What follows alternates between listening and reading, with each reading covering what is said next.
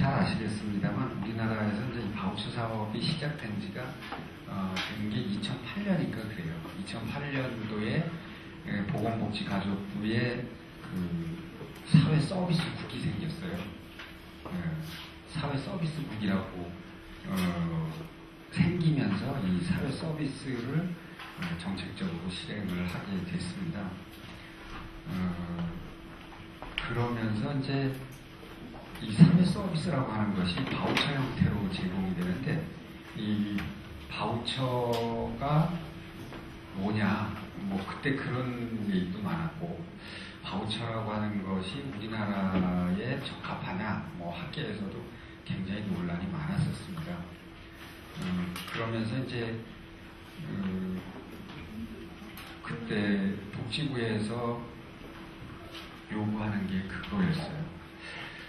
이 바우처 사업을 전국적으로 시행을 해야 되는데, 이게 뭐 현장에서 서비스를 제공하는 사람들도 바우처가 뭔지 모르고, 공무원들도 바우처가 뭔지 모르고, 민간기관의 그 서비스 제공자들도 바우처가 뭔지 모르고, 그런 상태였습니다. 그래서 아무것도 모르는 상태고, 중앙정부는 이것을 하려고 하고, 이러는 상태에서 이 바우처를 그 지역에 좀 알려라, 이런 임무를 부여받으면서 이제 그 광주 지역사회 서비스 혁신센터라고 하는 것을 그때 만들었어요. 그래가지고 광주 지역사회 서비스 혁신센터는 광주대학교에 만들어서 이제 제가 운영을 했었고, 그 다음에 이제 전라남도는 순천대학교, 그리고 부산은 부산사회복지개발원, 이렇게 세 군데에다가 이제 이걸 만들어서 부산하고 전남하고 광주 지역, 이 뭐 하나같이 공통점이라고 하면 서울서 멀리 떨어지면 되지 않습니까? 그래서 그 지역에다 이 바우처라고 하는 것을 좀 인식시키고, 공무원들하고 민간기관의 제공자들한테 이 바우처를 좀 알려주는 이런 일을 좀 해주라, 이렇게 해서 이제 제가 그 사업을 해왔었습니다. 그러면서 이제 2008년도, 9년도 쭉 지금까지 해오고 있습니다. 근데 여러분들 그 사회 서비스나 바우처나 이런 말들 많이 들어보셨죠? 네, 또 공부하신 분들은 공부도 많이 하셨을 것 같고 그래요. 네, 제가 그냥 제가 할 얘기만 하고 나갈 거니까 절대 질문하지 마세요. 답변하려는 얘기 없습니다. 보면 259쪽에 있어요. 259쪽에 한국 경제는 외환위기를 겪으면서 고도 성장세가 멈추었고 저성장 기조로 접어들게 되었다. 저성장 구조는 일자리 문제를 심각하게 만들며 이로 인해서 사회경제적 긴장도가 높아지게 되었다. 고도 성장기의 제조업을 중심으로 한 일자리 창출 기제는 더 이상 작동하지 않는다. 이렇게 나왔지 않습니까? 이게 이제 아마 여러분들 다 공감하는 얘기지 않습니까? 그러니까 제가 공부해서 대학을 졸업할 때는 뭐 그냥 대충 놀고 그래도 다 취업이 됐거든요. 네. 그래서 뭐 한 졸업하고 한 1년쯤 지나가지고는 이제 뭐 동창회 한다고 그래서 모이면은 졸업할 때는 다 백수였는데 한 1년은 다 어디 취업을 해가지고 있었어요. 그래서 그때는 우리나라가 고도 성장기였죠. 1980년대 이때까지만 그랬어요. 그런데 지금은 뭐 서울대학교든 뭐 고려대학교든 연세대학교든 그 공부 잘하는 사람들이 가는 그 대학을 졸업하고도 잘 취업을 못하고 이렇게 되지 않습니까? 그래서 이 컴퓨터를 한번 다시 껐다가 재부팅을 시켜보시면 저희들 그 기계를 인식하지 못하는 것 같은데. 예, 그랬었죠. 그래가지고 이제 지금은 거기 있는 그대로 일자리 문제가 제일 심각하지 않습니까? 그래가지고 뭐 사회적 일자리 그런 얘기도 하고, 또 들어보신 분들 많이 들어보셨습니다만 그 청년사업단 이런 것도 하지 않습니까? 저희도 제가 이제 4학년 과목에 그 지역사회복지관이라고 하는 과목을 들어가는데 이제 4학년 마지막 학기에 있어요. 그래서 들어가서 수업을 하다 보면 우리 학교 학생들이 뭐 공부를 잘하는 학생들은 아니지만, 개중에 잘하는 학생들도 있지만 굉장히 아이들이 착하거든요. 근데 얼굴을 보면 참 착하고 예쁘게 생겼는데 그 졸업할 때가 다 돼가면 걔네들 얼굴을 보고 있으면 제가 답답해요. 정말. 이 지역의 학생들이 그렇지 않습니까? 뭐 신안, 왕도, 진도, 뭐 장성구례 이렇게 시골에 주로 부모님들이 사시면서 그 아버지 어머니들이 돈을 정말 못 찾아요. 모아서 200만원, 300만원씩 되는 등록금을 대지 않습니까? 그래서 저는 그 농어촌에서 돈 10,000원하고 도시에서 월급쟁이들이 받는 10,000원하고 엄청 차이가 있다고 보거든요. 여러분도 그런 생각 안 하세요? 네, 도시에서 그 월급쟁이들이 받는 돈 10,000원은 쉬워요. 그렇지만은 신안에서 시금치 재배해서 뜯어서 다듬어서 시장에 내다 팔아서 10,000원 만들려면 얼마나 힘들어요. 돈의 가치가 다른 겁니다. 액면 가치는 10,000원으로 똑같지만 그 10,000원을 만들어내는데 들어가는 노동력 가치는 100배, 1000배 차이가 나는 거죠. 그래서 그런 생각을 하다 보면 너무나 답답하고, 그래서 이제 제가 이 청년사업단을 이제 복지부에 신청을 해가지고 제가 6억 돈을 따왔어요. 그래가지고 우리 학생들한테 이 바우처 사업을 참여하게 하고, 뭐 한 달에 90만 원씩, 뭐 100만 원씩, 어떤 학생들은 뭐 4학년 다니면서 이제 그 일을 하다 보니까 3, 40만 원씩 받고 이렇게 해서 다 그런 사업을 해왔는데, 그게 이제 이 일자리죠. 우리나라는 유엔이 정한 기준에 의하면 우리나라는 선진국입니다. 유엔이 1인당 GNP와 사망률, 뭐 목매율 이런 쭉 기준으로 보면 우리나라는 선진국이거든요. 예. 그런데 선진국이라고 하는데 선진국에서 사는 국민들의 삶의 모습, 만족도는 선진국은 아닌 것 같아요. 그 불만족 가장 큰 요인은 제가 보면 일자리라고요.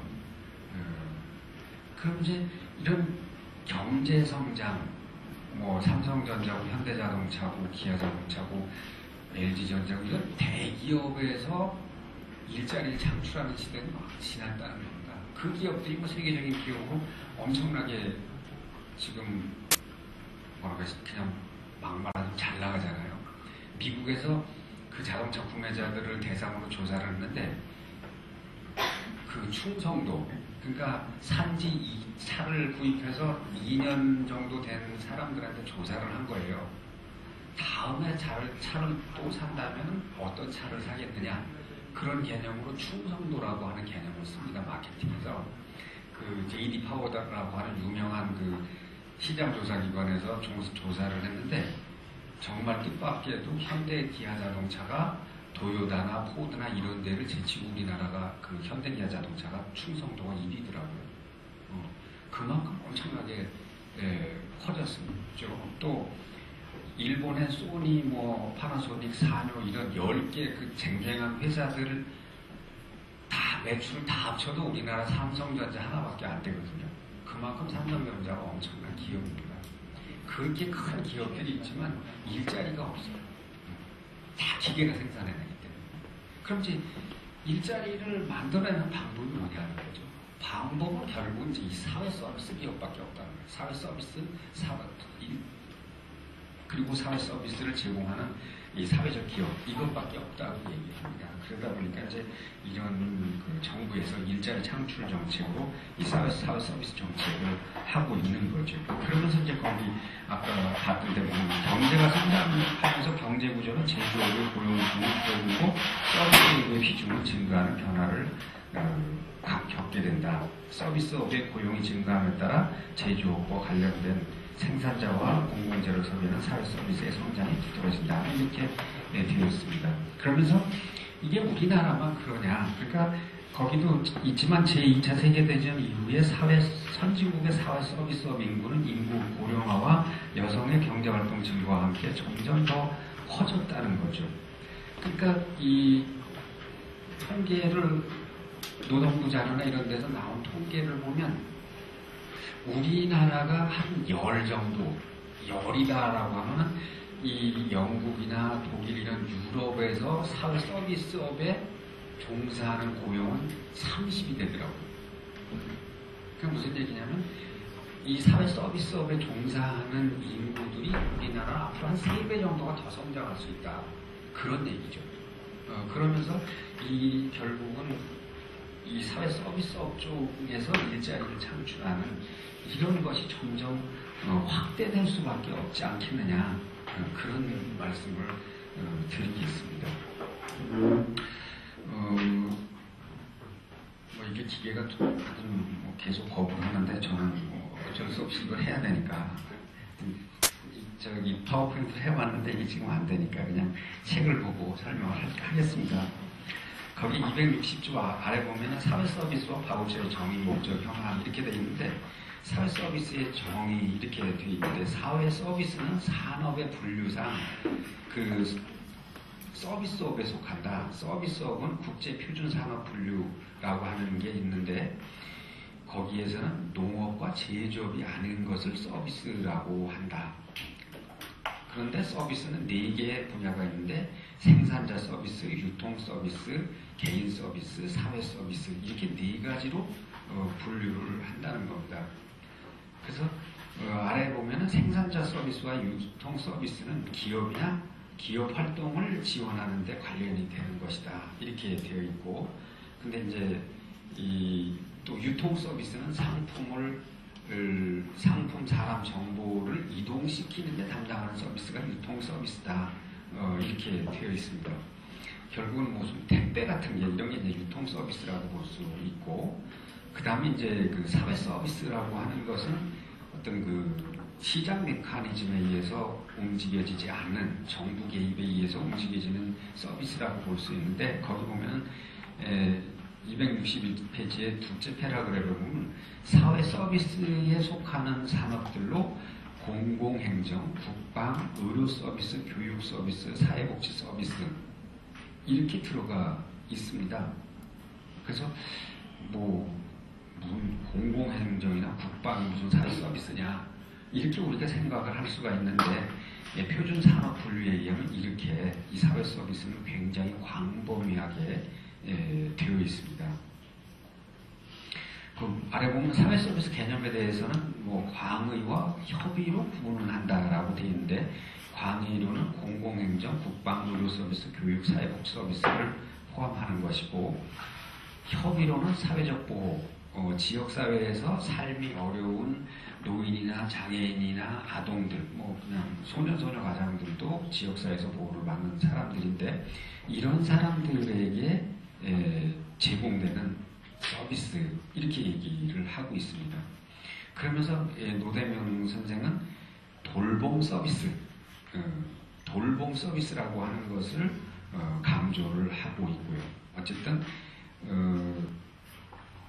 이렇게 광의로도 정의가 되고 협의로도 정의가 되기는 하는데 이제 우리는 보건복지부가 어떻게 하고 있는가를 볼 필요가 있습니다. 뒤쪽에 262쪽으로 넘어가면 그 표 1에 사회서비스의 유형과 분류 이렇게 되어 있는데 공공재적 서비스가 있고 삶의 질 향상 관련 서비스가 있는데 공공재적인 서비스는 행정이나 환경이나 뭐 이런 것들, 그 다음에 이제 삶의 질 관련 서비스로는 보육, 아동, 장애인, 노인 등 이런 서비스, 또 간병이나 간호 등 보건의료 서비스, 방과후 활동, 특수교육 등 교육 관련 서비스, 도서관, 박물관, 미술관 등 문화 관련 서비스 이런 것들이 삶의 질 관련 서비스다 이렇게 규정을 하고 있습니다. 이게 이제 그 삶의 질 향상 계획단이라고 하는 정부 기구가 있었는데 그 기구에서 정해놓은 개념입니다. 우리는 이제 여기서 보면 삶의 질 관련 서비스가 우리가 얘기하는 사회 서비스다라고 여러분들이 생각을 할 수 있을 겁니다. 그 다음에 이제 또 여러분들 아시다시피 노동부는 사회적 기업 육성법이라고 하는 법을 만들어 놓고 있어요. 그 사회적 기업 육성법 2조의 사회 서비스를 그렇게 얘기를 하고 있습니다. 교육, 보건, 사회복지, 환경, 문화 분야의 서비스, 그 밖에 이에 준하는 서비스로 대통령령이 정하는 서비스 이렇게 되어 있습니다.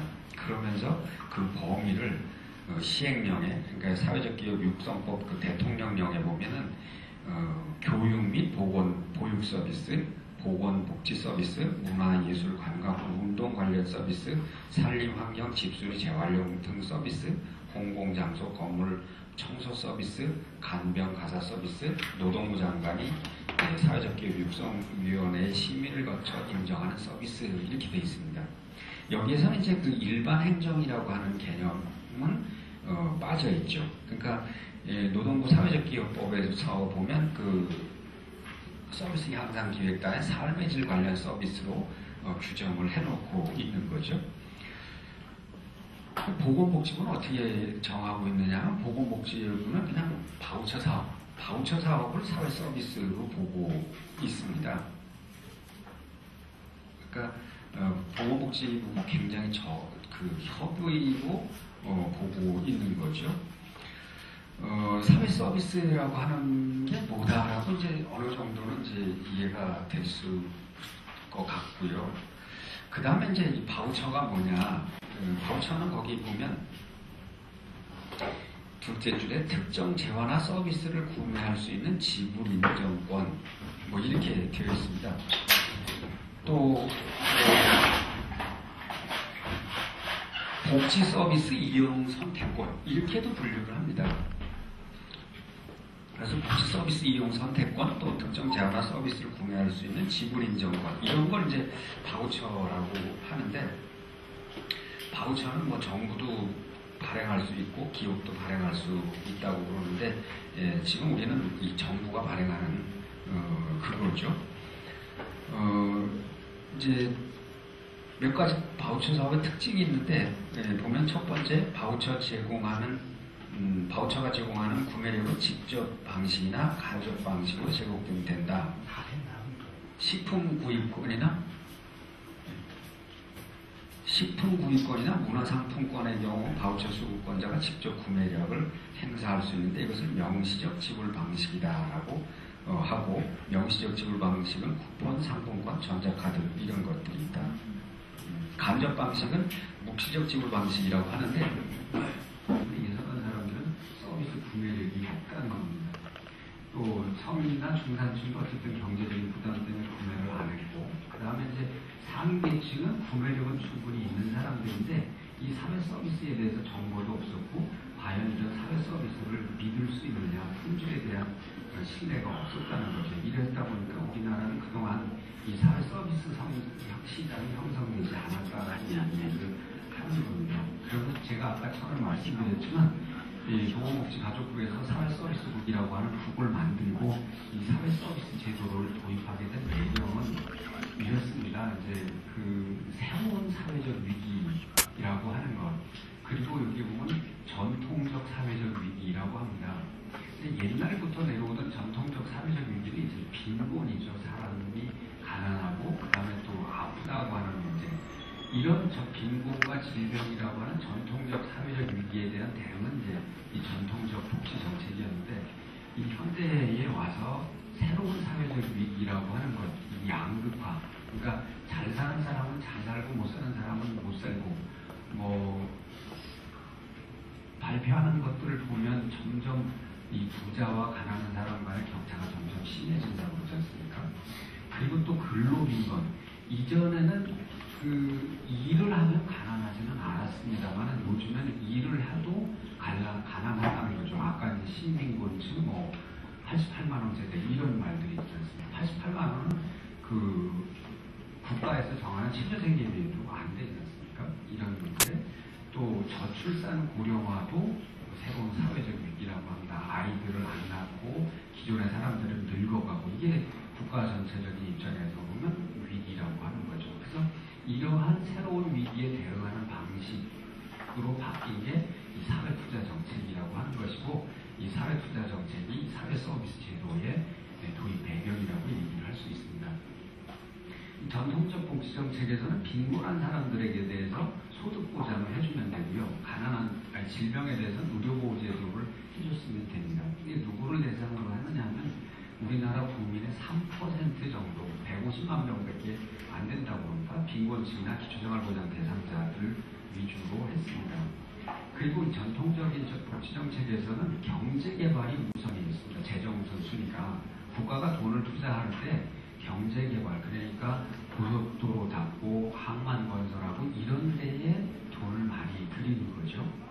그 다음에 또 전통적인 복지정책은 이 거버넌스라고 하는 말은 여러 주체들 간의 협력, 협치 이런 말인데, 정통적인 복지정책은 집권 중앙정부가 어떤 표준화된, 그러니까 보건복지가족부라고 하는 중앙정부가 3%밖에 안 되는 빈곤층을 대상으로 국민기초생활보장법이라고 하는 표준화된, 또 그것을 구체적으로 지침한 그 사업 안내, 이런 것을 가지고 해왔습니다. 그리고 또 어떤 그 자녀적인 복지, 말하자면 이 가난한 사람들이라고 하는 의미를 그렇습니다. 우리가 살고 있는 이 사회를 자본주의 사회라고 하는데, 이 자본주의 사회에서 사는 방식은 그렇습니다. 가족이 자신이 가지고 있는 노동력을 시장에 팔아서 그 소득을 대가로 의식주, 의료, 교육이라고 하는 기본적인 요구를 충족시키는 거지 않습니까? 노동력을 판다는 게 어떤 기업체에 취업을 해서 노동을 대가로 제공하고 월급을 받는 게 이제 소득을 올리는 거지 않습니까? 그런데 이제 노동력을 팔 수 없는 경우가 이 빈곤층이 되는 거죠. 아까 노인이나 장애인이나 아동이나 이런 사람들은 노동을 팔 수가 없지 않습니까? 그런 사람들은 가족에 의해서 서비스를 요구 충족이 안 되는 사람들이죠. 이런 사람들에게 정부가 일종의 베푸는 시혜였습니다. 그리고 또 하나는 여기 보면 배제, 분리, 수요 관리라고 하는 말이 있는데, 이 배제 일종의 디바이드 앤 룰이라고 하는 말이 있는데, 나눠서 지배한다라고 하는 말이죠.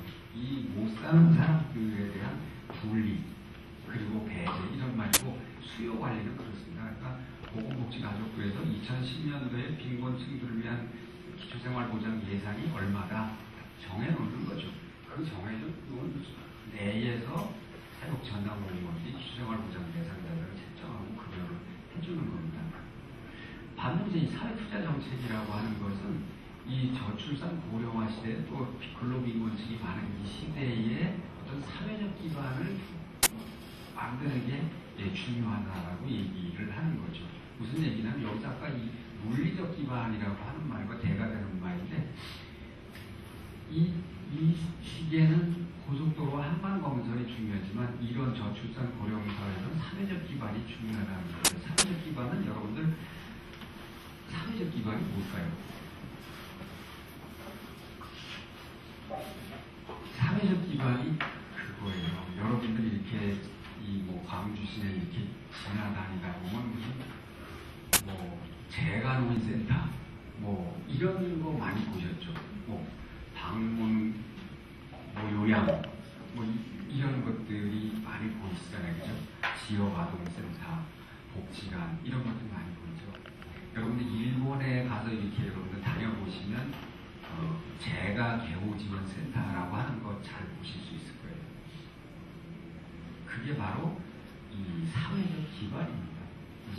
아이들이 줄어들고 노인이 많아지는, 즉 의존 인구가 많아지는 사회에서는 이 도로와 항만이 존재하는 게 아니고 그러한 사회복지 기관들이 필요하다는 거죠. 그리고 이 사회투자정책, 이 사회 서비스에서는 이 가구 평균 소득 이하의 국민 이렇게 되어 있습니다. 이런 사람들은 전체 국민의 60%가 이 바우처 서비스를 이용할 수가 있습니다. 여기는 3%밖에 안 되지만 60%의 국민이 이거를 이용할 수 있어요. 나중에 말씀드리겠지만 노인 돌보기 바우처나 이런 것들 경우에 4인 가족 월 소득이 530만 원인가 그래요. 그 4식구가 530만 원이니까 예를 들어서 아버지, 어머니, 자녀들이 둘 있는 가정에 아버지가 월급을 530만 원 받는다는 얘기거든요. 그렇게 되면 제가 알기로는 우리나라에서 월급 530만 원씩 받는 사람들이 좀 많지 않거든요. 그러니까 이 바우처, 이 사회 서비스는 이용할 의사만 있으면 누구나 다 이용할 수 있다. 그런 말이 됩니다. 그리고 이 사회투자 정책은 분권, 소비자 중심, 납세자 책임 이런 말인데 분권은 전통적 복지 정책에서 가난한 사람들 위하면 중앙정부가 다 있어요. 그렇지만 여기에서는 분권, 중앙정부는 대략적인 지침만 내립니다. 그리고 지방정부가 서비스를 개발합니다. 그러니까 중앙정부가 예산만 따놔요. 그리고 지역 주민들, 그러니까 광주시에서 광주시 사회복지과 입장에서 보면 광주시에서는 어떤 서비스가 필요하다. 또 광주 남부에서는 어떤 서비스가 필요하다. 그럼 남부에 있는 서비스 제공자들, 복지기관이 되도 되고, 이 사회 서비스 기업이 되도 되고, 어떤 기관이 되도 됩니다. 이런 서비스를 해야 되겠다. 누구를 대상으로 하고 서비스 단가는 얼마고 20만 원이고 그 본인 부담은 얼마고 이렇게 해가지고 이거를 이제 시에다 올리면 시에서는 그걸 심의를 해서 괜찮다고 복지부에 올리면 복지부에서는 지방정부 기초 구단위에서 심의를 했고 시단위에서 심의를 했는데 전체적인 지침에 어긋나지 않으면 그냥 인정을 해주는 겁니다.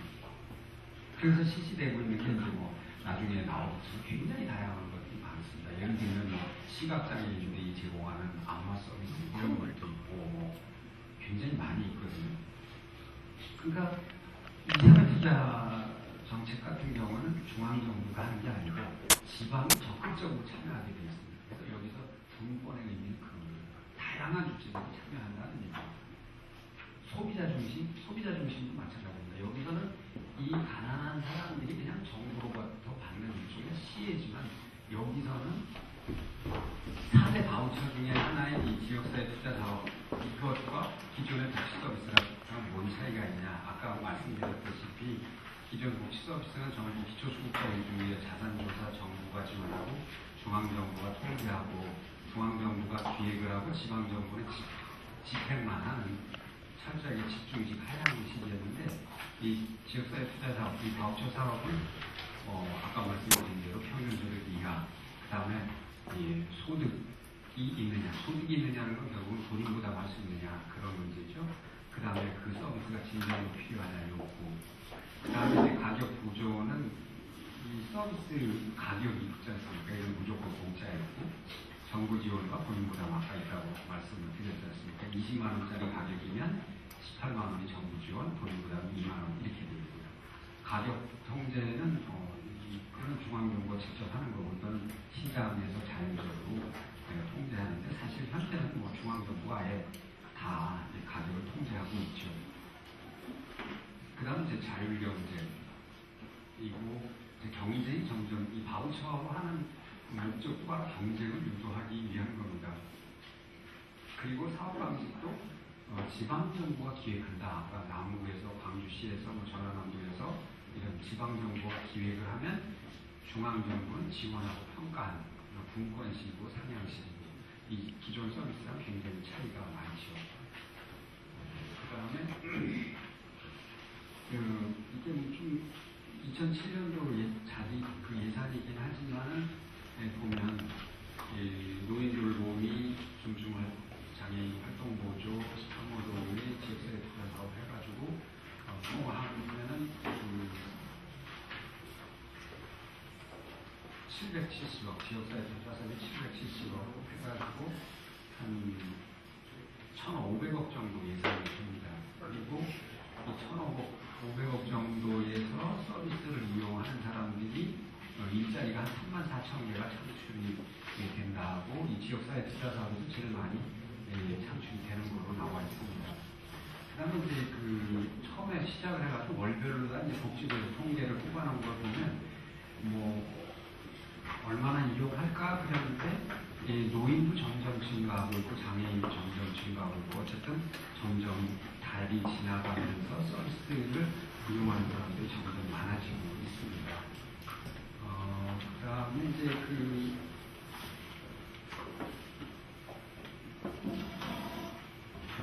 넘어갈게요.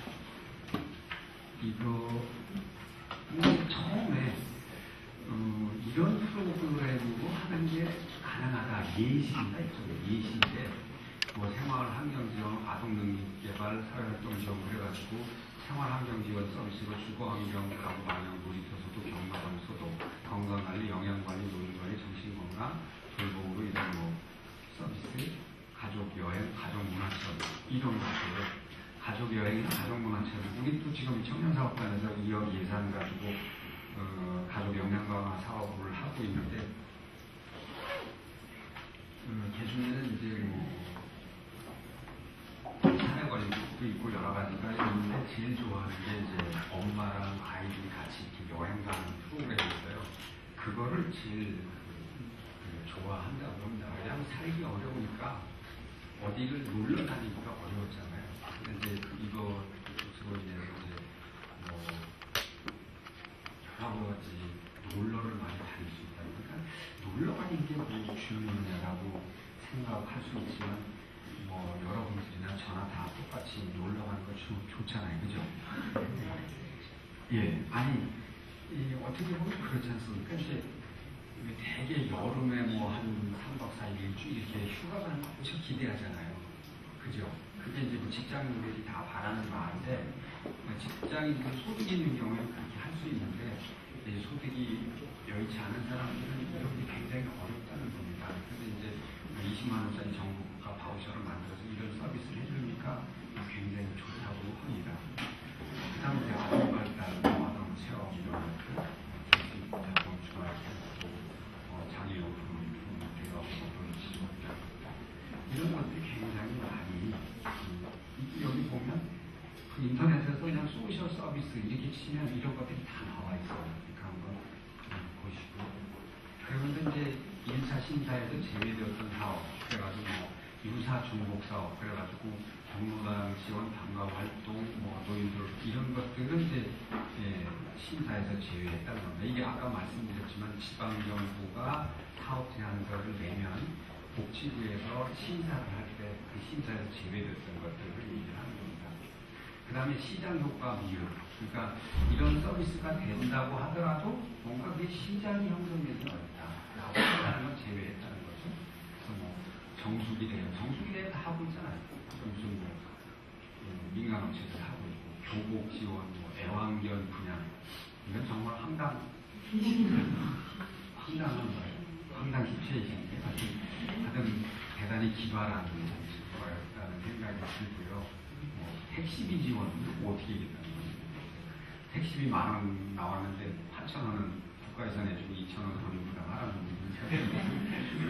하여튼 이런 것들이 있었습니다. 그 다음에 이제 기존 시행 중인 사업은 제외했다고 그랬습니다. 뭐 많잖아요. 무슨 지금 댄스 교실, 관광관련자 이런 것들은 다 제외했다고 하고 수요자와 공급기관이 동일한 사업 제외했다고 합니다. 그러니까 뭐 부천시 내성마비 어머니 회의에서 내성마비 아동들을 위해서 이런 서비스를 하겠다라고 했을 때 결국은 자기 아이들을 하기 위한 거잖아요. 그러니까 이런 건 이제 수요자와 공급기관이 동일한 이런 것들은 안 하겠다는 거죠.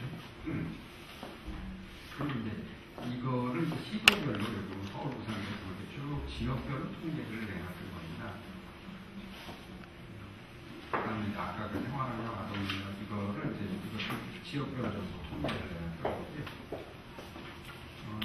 뭐 어쨌든 시장, 서비스 시장이 어느 정도 됐느냐 보면 수요자들이 한 3만 명 있더라. 또 공급도 이런 서비스를 제공하는 기업이 공급기관이 한 2,400개 정도가 되고 한 19,000명이 종사를 하더라. 그러면서 이제 일자리들이 좀 다양해지는 게 아니냐 이런 얘기를 하고 있고 이때 보면 뭐 대학에서도 나서고 있습니다. 공주대 체육학과 또 순천대 피아노학과 이런 데서는 이 대학은 다 산학협력단이라고 하는 게 있습니다. 그러니까 뭐 외부에서 정부든 어떤 데서 지원하면은 대학은 교수가 돈을 받을 수가 없어요. 전부 산학협력단으로 돈이 들어와서 그 연구하는 책임 교수한테 이렇게 돈 관리를 산학협력단에서 해주는데 공주대 산학협력단에서 이 체육학과 학생들을 이용해서 뭐 운동처와 이런 서비스를 해주기도 하고 순천대 피아노학과에서 그 피아노 전공 학생들이 저소득층 혹은 대상자 적격으로 되는 사람들의 아동들의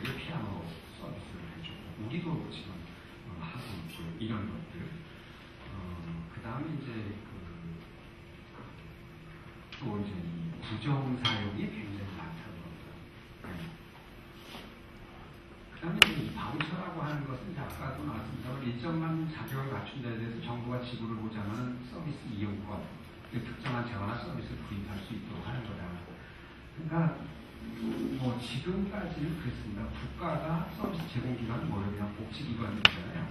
복지기관들에게 운영비 보조금을 지고 복지기관이 이용자들, 그 아동노인 장애인 이용자들에게 서비스를 제공했습니다. 그래서 이 국가랑 이용자는 아무 관계가 없었어요. 근데 바우처에서는 국가랑 이용자가 굉장히 이 관계가 있습니다. 무슨 얘기냐면 국가는 이용자에게 이용권을 주게 되고 이용자는 그렇죠. 거꾸로네. 이용자가 아까 그 가부소득 60% 이하 이 사람들이 지자체에 서비스 신청을 합니다. 지자체는 읍면동사무소입니다. 읍면동사무소에서 신청을 하면은 이 읍면동에서 그 자격 그걸 하는 거죠. 적격을 합니다. 대개 의료보험료를 얼마나 내느냐 가지고 심사를 합니다. 그걸 가지고 심사를 해서 이 사람은 서비스 이용 자격이 있다라고 하면 이용권을 지급을 하는 거죠. 그래서 여기서 이제 서비스 제공기관 뭐 예를 들면 그겁니다. 이게 이제 처음 시작이 되고 2008년도인가 어떤 이제였던 복지기관에서 기관 직원들의 교육을 할 거니까 좀 와서 강의를 해달라고 그래서 갔었어요. 갔더니 이제 거기 기관장님이 그런 얘기를 하더라고요. 장애인 서비스 기관이었는데 이 바우처가 도입이 되면서 그분이 재직하는 기관이 굉장히 긴장을 하게 됐다 그런 얘기를 하더라고요. 무슨 얘기냐면 이전에 그냥 우리 복지기관에서 장애인들에게 다양한 서비스를 하고 또 돌봄 바우처도 우리가 다 하고 그랬는데 아까 얘기했지만 기존의 이 사회복지기관이 아닌 개인들이 얼마든지 이걸 할 수 있다는 겁니다. 그래서 개인들이 더 나은 서비스를 하게 되면 이 이용자들이 서비스를 선택하는데 기존의 복지기관들을 이용 안 하고 훨씬 잘하는 민간 서비스 제공자들을 이용하게 된다는 겁니다. 그러면 복지기관 입장에서는 이용자가 없게 되면 복지기관은 문을 닫아야 되잖아요. 그러면서 그런 생각이 들어서 이 정부 방침이 어떻게 되는가 좀 알고 싶어서 와서 얘기를 해달라고 한다라고 얘기를 하더라고요. 어쨌든 이용자가 서비스 제공기관을 선택을 합니다. 선택받은 기관은 서비스를 제공을 하고요. 그 다음에 서비스 제공기관은 이 국가로의 비용을 청구하죠. 뭐 활동보조 연령을 했으니까 그거를 해달라고 청구하고 국가는 비용 지불하고 이렇게 해서 어쨌든 기존의 서비스랑은 굉장히 큰 국가와 이용자가 직접 이런 관계가 있는 이런 시스템이 되는 거죠. 바우처 제도는 현금과 현물의 중간 형태입니다. 특정 서비스를 구매한다는 점에서 현금 제도와는 다르죠. 그리고 소비자를 하여금 다수의 공급자 중에 원하는 공급자를 선택하게 한다는 면에서도 다르다 이렇게 얘기를 할 수 있습니다. 바우처 사업을 추진할 때 점점 기준을 확대하겠다. 뭐 가구소득의 60% 이렇게 얘기해서 했는데 점점 확대해서 65%, 70% 해서 보편적 서비스 누구나 다 이용할 수 있게 됩니다. 지금 사회복지 서비스는 철저하게 선별적 서비스잖아요. 그죠? 국가가 정한 소득 이하인 사람에게만 주지 않습니까? 그게 선별하는 거고 이건 우리나라 국민이 누구나 다 이용하게 하자. 그 다음에 본인 부담 금지를 도입한다. 이건 아까 말씀드렸던 거고 추가 구매가 가능하다고 얘기한 건 뭐냐면 예를 들어서 아까 뭐 장애인 활동 보조가 한 달 서비스 이용 시간이 60시간이었잖아요. 60시간이면 그냥 그거를 하루에 8시간만 따지면 얼마죠? 한 7일 정도 되죠. 7일 정도만 이용하고 나머지 한 20일은 이용을 못하는 거잖아요. 그럼 20일은 집안에 가만히 있어야 되니까 답답하잖아요. 그런데 자신이 부담할 능력이 있어요. 그러면 돈을 더 내고 더 이용해도 된다는 겁니다. 이게 추가 구매고 여름 토업이라고 그러는데 그런 게 가능하고요. 복수의 제공기관을 지정하고 최소한의 경쟁체를 하고 그 다음에 서비스 제공 인력들의 훈련시키고 제공하는 품질에 대해서 품질 관리하자. 그리고 전자바우처로 해서 정보관리 시스템을 구축하자라고 되어 있습니다.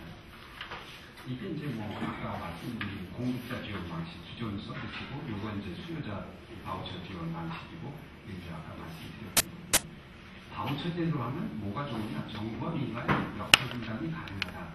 즉 비용 부담은 정부가 하고 서비스 생산 전환하는 것은 민간이 함으로써 전달 체계를 효율화할 수 있다. 또 정부가 독점하는 서비스 공급을 바우처를 통해서 민간 진입자들이 다양하게 진입할 수 있으면 있게 한다. 그리고 공급자 간의 경쟁을 촉진함으로써 효율성을 제고하자. 어쨌든 이 생산 효율성과 분배율성 그리고 바우처 지급을 통해서 특정 계층의 서비스 구매력을 높여서 공공복지를 증진하자 이런 목적이 있고요. 그런데 바우처 제도가 지금까지 보면 꼭 좋은 것 같지만 부작용도 있습니다. 왜냐하면 공급자 간의 경쟁이 왜곡될 수 있다는 겁니다. 무슨 얘기냐면 서비스 질 향상을 위한 경쟁에는 서비스 유인이 위한 일종의 지나친 마케팅이 될 수 있다는 겁니다. 그래서 외국에서들 보면 이 노인 장기요양 보험이 되면서 어떤 뭐 주간 보호소나 단기 보호소나 이런 노인 요양시설 같은 데서 이렇게 예를 들면 한 2년이나 3년에 한 번씩 그 지역에 있는 어르신들 대상으로 그 기관이 홍보를 한대요. 우리 집에 한번 와보십시오. 우리 집에 시설 이런데 방은 이렇고 화장실은 이렇고 주변에 잔디같이 어떻고 물리치우기가 어떻게 광고를 한다는 거예요. 왜냐하면 그게 광고를 해야 나중에 내가 등급 판정을 3등급, 2등급 판정 받았을 때 자기가 오라는 거죠. 이렇게 해서 그렇게 되면 이제 그 등급 판정 받은 노인들로부터 선택받으려면 그 서비스 제공 기관들이 끊임없이 이 기관의 시설을 개보수하고 서비스 향상을 위해서 노력을 해야 될 거잖아요. 그렇죠?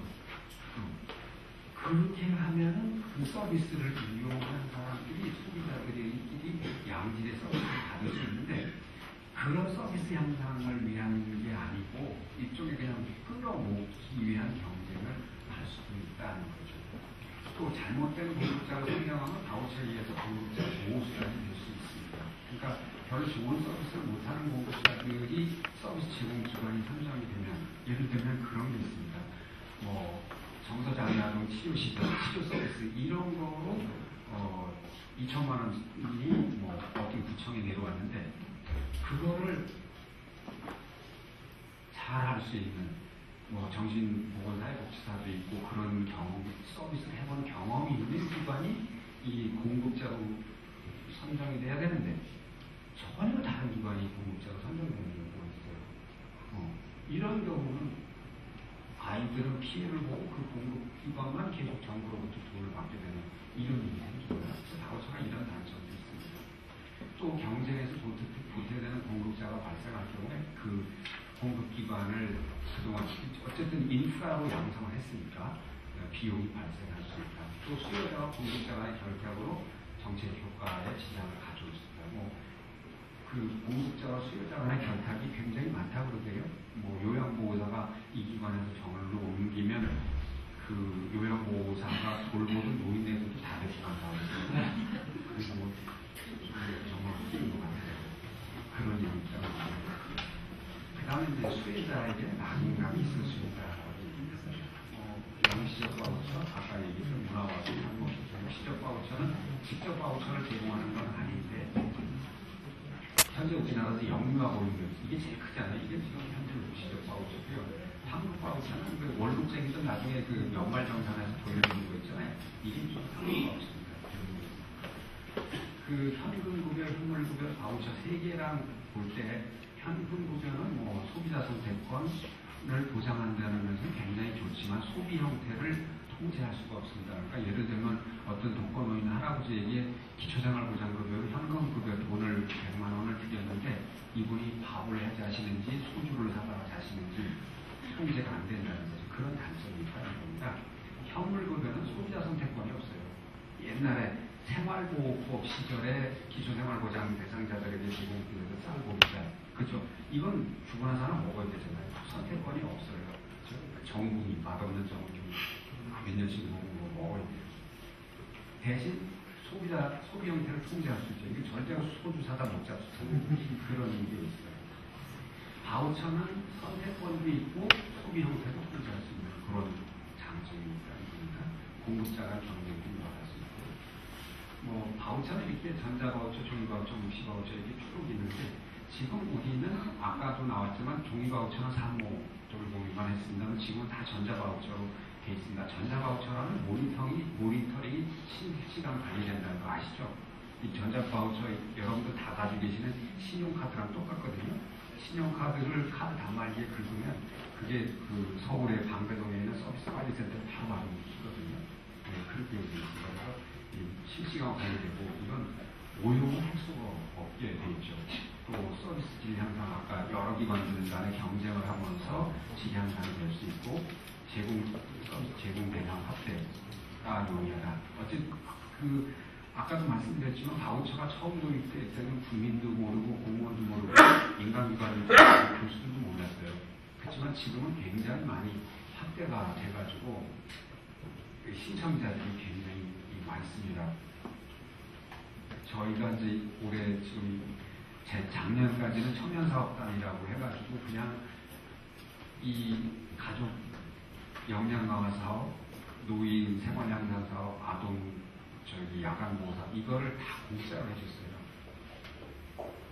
네, 올해는 이게 바우처로 바뀌면서 자부담이 다 생겼잖아요. 아까. 근데 그 노인 사업을 제외하고는 노인들은 역시 자기 주머니에서 돈 10,000원 꺼내는 것에 대해서 굉장히 인색해가지고 잘 안 하더라고요. 근데 가족 사업이나 아동 사업은 굉장히 수요가 많아졌어요. 저희가 83명이 정원인데 110명 정도가 모집됐습니다. 어쨌든 그 대상이 점점 확대되고 있고 추가 분야의 가능성 아까 말씀드렸지만 자기 본인 부담금이 있으면 얼마든지 할 수 있고 보조금 유통의 투명성이 대단히 우수하다는 거죠. 어떻게 보면 이거는 아까 그 국가가 사회복지기관들에게 직접 보조금을 주는 것이 아니잖아요. 그건 그동안 그분들에 대해서 굉장히 공헌 인정하면서도 뭔가 조금 이상하게 보는 분들이 있었어요. 그렇지만 이 사업은 전혀 전자바우처를 그렇게 할 수가 없는 형태죠. 이거 다 말씀드렸던 얘기고요.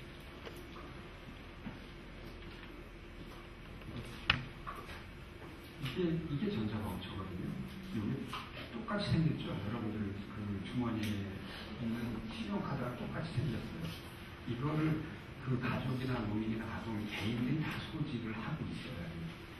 그리고 서비스 제공기관이 그 노인이 가지고 있는 카드를 할머니 주세요. 그래가지고 이 카드 단말기가 긁으면 이게 아까 얘기했던 그 서울의 그 서비스 관리센터로 바로 연결되어 있습니다. 국민은행 전산망을 통해서 그렇게 되어 있어요. 이게 이제 전자바우처 흐르는 건데 여기 보면은 이제 요 아이를 안고 있는 산모나 할아버지가 동사무소, 이게 지자체 동사무소입니다. 동사무소에 나 이런 서비스, 나를 돌봐줄 수 있는 동의를 보내주시오. 이렇게 신청을 하면 여기에서 적격성을 판정을 합니다. 이런 되게 아까 말씀드렸지만 의료 건강보험료가 판정을 했고요. 보게 되면 시군구 전산망에 올리면 여기에서 바로 그 서울의 그 전자바우처 관리센터, 서비스 관리센터로 바로 통보가 됩니다. 그리고 아까 말씀드린 국민은행 전산망을 통해서 제공이 되기 때문에 이 국민은행이 바로 등록이 되는 거죠.